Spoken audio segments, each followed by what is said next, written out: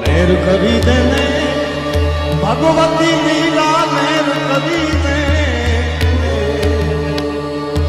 આ તું હવે મેર કરી દે.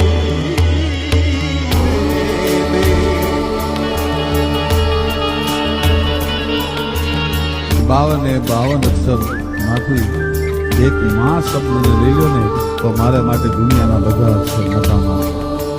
આખર એક જતા ટોળું આખર કામના પણ મોઢે બોલું ના ત્યાં તો મને કોઠે કાઢ કાઢ્યા.